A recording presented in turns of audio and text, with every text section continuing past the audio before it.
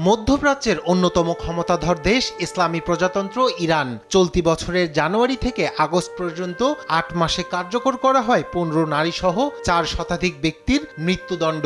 August মাসে অন্তত ৮১ জনের মৃত্যুদণ্ড কার্যকর করে দেশটি।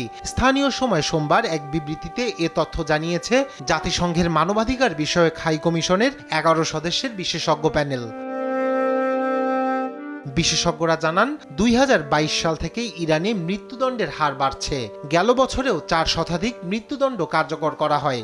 আন্তর্জাতিক মানবাধিকার সংস্থা অ্যামনেস্টি ইন্টারন্যাশনালের মতে মৃত্যুদণ্ড কার্যকরের শীর্ষে রয়েছে ইরান ও চীন।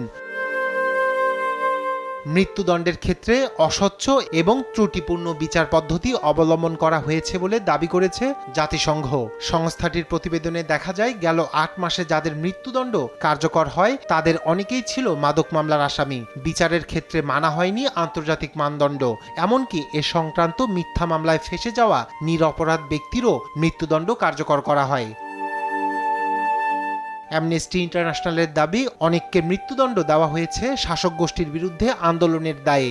সেই সঙ্গে মৃত্যুদণ্ডের ক্ষেত্রে যথাযথ বিচার প্রক্রিয়া অনুসরণ করা হয়নি বলে তথ্য প্রমাণ পাওয়ার দাবি করে সংস্থাটি। ২০২১ সাল থেকে ইরানে মাদক সংক্রান্ত অপরাধের জন্য মৃত্যুদণ্ড উল্লেখযোগ্য হারে বেড়ে যাওয়ায় উদ্বেগ জানিয়ে আসছেন মানবাধিকার কর্মীরা। এমন মৃত্যুদণ্ড কার্যকর বন্ধের আহ্বান জানান তারা। রায়হান কবির শুভ্র, নিউজ ডেস্ক, দেশ টিভি।